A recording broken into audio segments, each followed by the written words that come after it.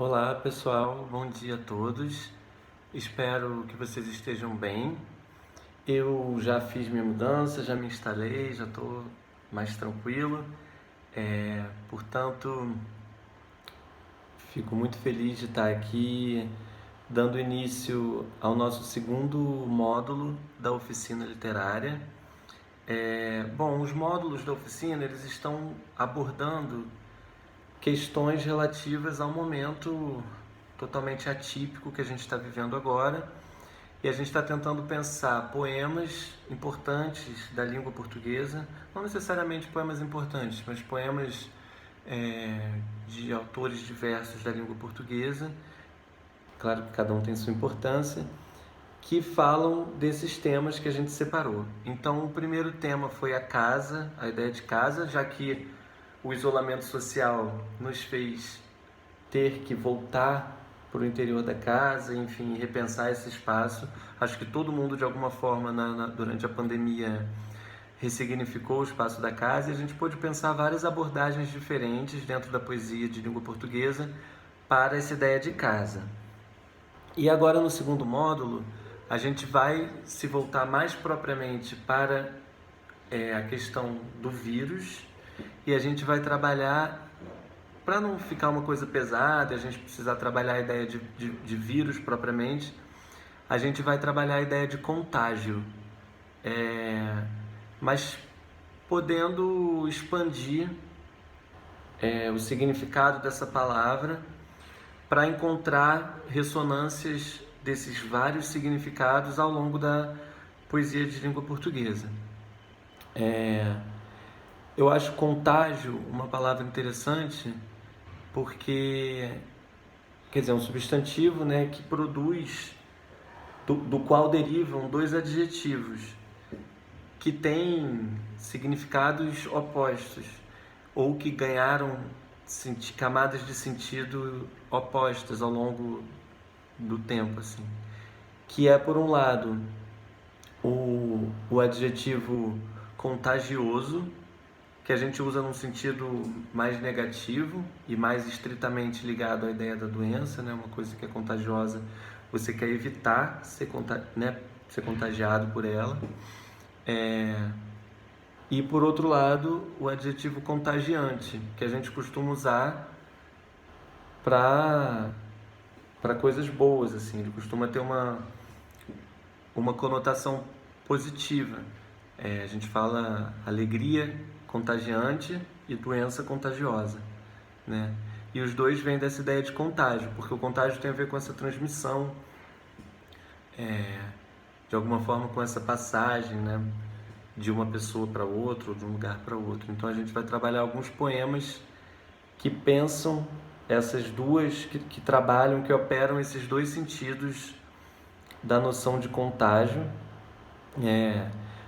Antes de começar a falar do poema dessa semana, eu queria ressaltar que uma parte, né, dessa ideia de falar sobre contágio me veio por conta de uma coletânea muito recente que saiu, se eu não me engano, no ano passado, e muito bonita, com vários poetas brasileiros, assim, eu acho que uns 90, quantidade grande,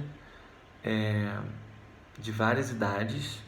Então você tem o Silviano Santiago, que tem, sei lá, quase 90 anos, e um poeta super jovem, como a Letícia Brito, do Islã das Minas, que foi organizado pelo Ramon Nunes Melo, que é um pesquisador, enfim, um poeta também super interessante, que é soro positivo, é HIV+. E aí ele fez essa coletânea sobre a relação entre poesia e HIV, que é um outro vírus, enfim. E aí eu achei o livro muito bom, porque tem poemas que abordam essa temática de formas as mais diversas possíveis, assim. O nome do livro é Tente Entender o que eu tento dizer, salvo engano, mas eu acho que é isso mesmo. Então, quem se interessar, eu acho que vale super a pena. Então, para começar esse módulo, como primeiro poema, a gente pensou um poema do Carlos Drummond de Andrade, né, que é talvez o grande poeta brasileiro de todos os tempos. E é um poema dele de 1930, do primeiro livro dele, Alguma Poesia. Um poema famoso, acho que todos vocês devem conhecer, em algum momento devem ter ouvido falar dele, que é o poema Quadrilha. E que não fala exatamente da ideia de contágio, mas fala sobre, no campo mais até da forma do que no do conteúdo, ele vai falando sobre uma coisa sobre uma espécie de uma corrente, de uma cadeia. E a poesia trabalha formalmente muito com essas cadeias, tanto cadeias de sentido quanto cadeias de causa e efeito, né? Isso produz jogos formais que são muito interessantes para construção poética. Então, a Lara, no vídeo dela, vai ler o poema, mas todos vocês já devem ter ouvido, né? O João amava Teresa, que amava Raimundo, que amava não sei quem. Então, ele vai falando de pessoas que um vai amando o outro, e termina com a Lili, que não amava ninguém, né? Então, aí na primeira estrofe ele vai construindo essa corrente de amor não correspondido. Fulano amava Beltrano, que amava não sei quem, e a última não amava ninguém. Na segunda estrofe, ele vai dando os desfechos de cada uma dessas pessoas. Enfim, as coisas mais variadas vão acontecendo. Ninguém se casa com ninguém, né? E a Lili, que era a única que não amava ninguém, se casa com o J. Pinto Fernandes, que não tinha entrado na história. E o J. Pinto Fernandes, por sua vez, é o único que não aparece com um nome, que não tem um nome, o primeiro nome, né? Ele aparece quase como uma marca, uma empresa, uma coisa mais formal, assim. Ele é meio destituído dessa humanidade que um nome próprio gera, né? Dessa humanidade e dessa intimidade, assim, né? Então é meio tragicômico o poema, ele tem um pouco de humor, mas no final tem essa... Né, a única que não amava ninguém foi a que se casou, e os outros todos, alguns morreram, outros foram para o exterior, outros não sei o quê, ou outra ficou para a tia. O Drummond tem muito essa marca, nesse primeiro livro do Drummond de 1930, ele já deixa essa marca dessa ironia meio trágica, com um fundo trágico, né, que vai marcar a poesia dele assim, até o final da sua produção, de forma mais ou menos contundente, mas nesse primeiro livro é muito contundente, e ele fica conhecido por ser assim, o mestre da ironia, e desse humor meio ácido, assim, né?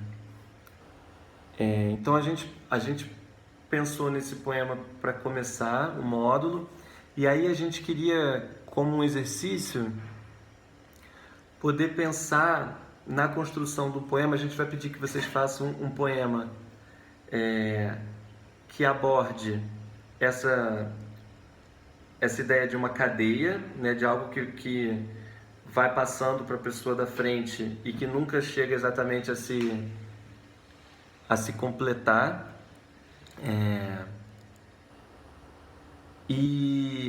Mas eu queria que a gente tentasse usar na forma mesmo do poema, ou seja, na construção formal do poema, algo que remetesse a essas relações de causa e efeito.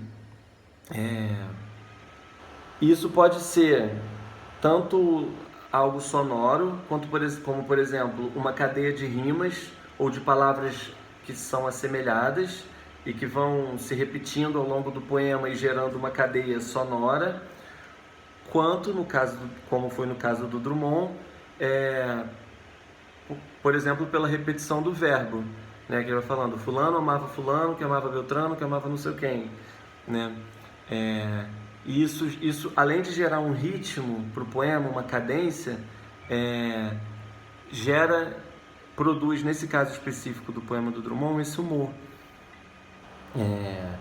E permite que no final, na estrofe seguinte, ele desmantele tudo, denunciando a tragicidade das tentativas de relação amorosa que são, né, de fato, um tanto quanto frustrantes eventualmente.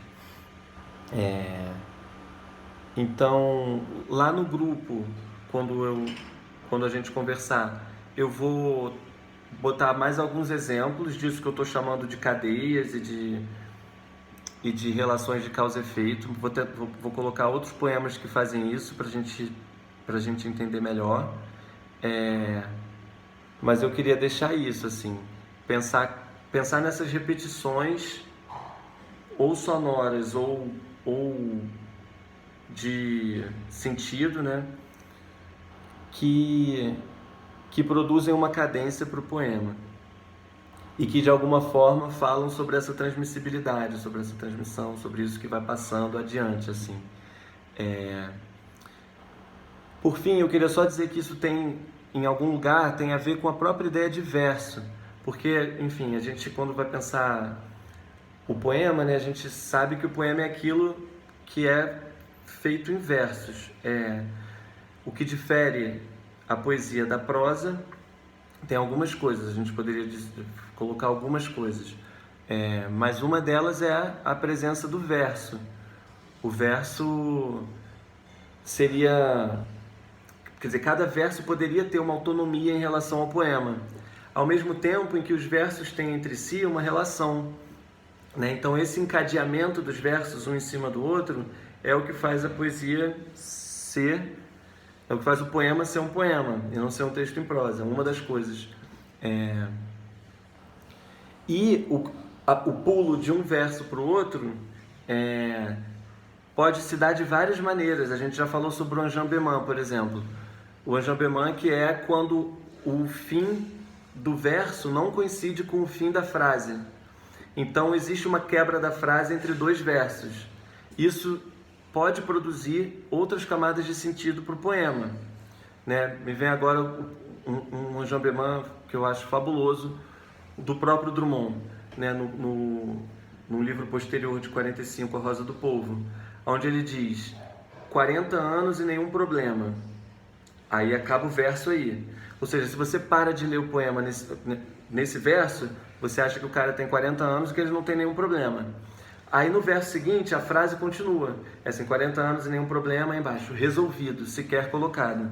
Ou seja, o enjambement, que é a quebra da frase em dois versos, ela faz o verso de baixo meio que negar, contradizer a ideia do verso de cima. Isso é um elemento expressivo do poema. Isso é algo que não poderia ser conseguido na prosa, né? Essa é uma das formas de passagem de um verso para outro. Existem outras. Existe, por exemplo, a ideia da rima. Você fazer o verso de cima rimar com o verso de baixo. Isso também produz uma cadência, isso produz um ritmo, e pode eventualmente produzir outros sentidos. Como, por exemplo, no Drummond, de novo, em outro poema, esqueci o nome agora, mas ele diz assim: não rimarei a palavra outono com a incorrespondente palavra sono. Ele diz que não vai rimar, o primeiro verso termina com outono, o segundo verso termina com sono. Ele diz que não vai rimar, mas no poema elas rimam, porque outono irremediavelmente rima com sono. Então a rima, na passagem de um verso para o outro, ela nega o sentido do que a frase está dizendo, né? Então esses são arranjos que a poesia pode fazer, e que só a poesia pode fazer, que a prosa não pode, e que são dados pela versificação, pelo fato de que num poema as elocuções encontram-se separadas em versos. E a ideia de verso, ela vem da agricultura, né? Daquelas linhas de plantação, na passagem de uma linha para outra tinha um ganchinho assim, né? Que é o que eles chamavam de versura. Então essa versura, isso é, a passagem do verso de cima para o verso de baixo, ela é o que dá a liga para o poema, né? Enfim, tem milhares de teóricos que pensam isso, não cabe a gente pensar aqui agora, mas eu queria poder que a gente construísse um poema pensando nessa ligação entre entre os versos, né? E como concatenar esses versos.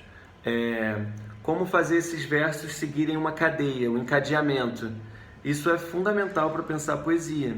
Isto é, a poesia não é só falar as coisas de um modo poético, enfim, de um modo como a gente pensa que é um modo poético, mas é se atentar a essas possibilidades que a colocação de palavras em versos pode produzir. E são infinitas, né? Então eu queria que a gente pensasse nisso para a produção dessa semana. E a Lara vai fazer uma proposta para a gente colocar em ato, né, em performance, esses nossos poemas. Então é isso, vamos começar essa semana o nosso segundo módulo e aí tô lá no grupo, vou colocar outros exemplos disso que eu estou tentando falar para a gente conhecer melhor e tô lá para qualquer dúvida, tá bom? Uma ótima semana a todos, a gente se vê. Beijos!